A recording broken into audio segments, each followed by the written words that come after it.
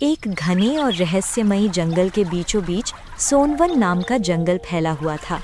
ये जंगल ऊंचे ऊंचे साल और पीपल के पेड़ों, रंग बिरंगे फूलों, बहती नदियों और तरह तरह के जानवरों के लिए प्रसिद्ध था।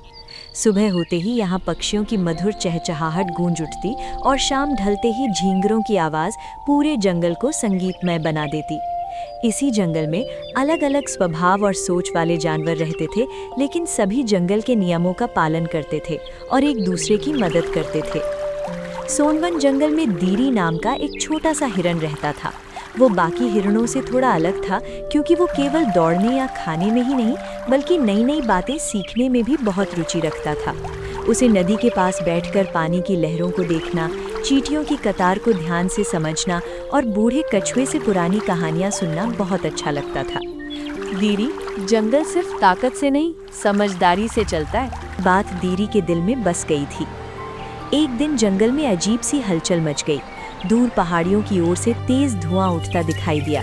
पक्षी घबराकर इधर उधर उड़ने लगे और जानवरों के बीच डर का माहौल बन गया। बूढ़े हाथी गजराज, जो जंगल के मुखिया माने जाते थे, ने सभी जानवरों की सभा बुलाई। उन्होंने गंभीर आवाज में कहा, लगता है जंगल के बाहर कहीं आग लगी है। अगर ये यहाँ तक पहुँची तो हम सब खतरे में पड़ सकते हैं। सभी जानवर चिंतित हो गए, लेकिन किसी को समझ नहीं आ रहा था कि क्या किया जाए। तभी दीरी ने हिम्मत जुटाकर कहा, गजराज अंकल, अगर हम नदी के पास की सूखी घास हटा दें और छोटे रास्तों को बंद कर दें तो आग को जंगल के अंदर आने से रोका जा सकता है। सभा में कुछ जानवरों को ये सुझाव बचकाना लगा, लेकिन बूढ़े कछुए धीरा ने समर्थन किया। छोटा हिरन सही कह रहा है, समझदारी उम्र की मोहताज नहीं होती। गजराज ने धीरी की बात मान ली और सभी को काम पर लगा दिया। बंदर पेड़ों से कूद कूद कर सूखी टहनियां इकट्ठा करने लगे। हाथियों ने भारी लकड़ियों को हटाया। हिरणों ने तेजी से इधर उधर दौड़कर खबर पहुंचाई और पक्षियों ने ऊपर से निगरानी रखी। नदी के पास एक चौड़ा खाली इलाका बना दिया गया, जिससे आग आगे न बढ़ सके। ये सब करते करते जानवर थक गए, लेकिन किसी ने हार नहीं मानी। सबके मन में जंगल को बचाने का एक ही लक्ष्य था। कुछ घंटों बाद आग जंगल के पास तक आई, लेकिन खाली इलाके और नमी भरी मिट्टी की वजह से वो वहीं रुक गई। धुआं धीरे धीरे कम होने लगा और जंगल सुरक्षित बच गया। सभी जानवरों ने राहत की सांस ली।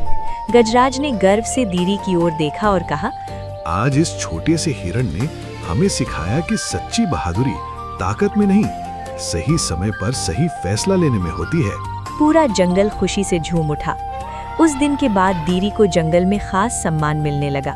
वो अब सिर्फ एक तेज दौड़ने वाला हिरन नहीं था, बल्कि एक समझदार सलाहकार भी बन गया था।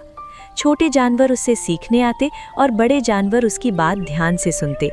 दीरी ने कभी घमंड नहीं किया, बल्कि हमेशा यही कहा, मैंने जो सीखा है वो इस जंगल से और आप सबसे सीखा है।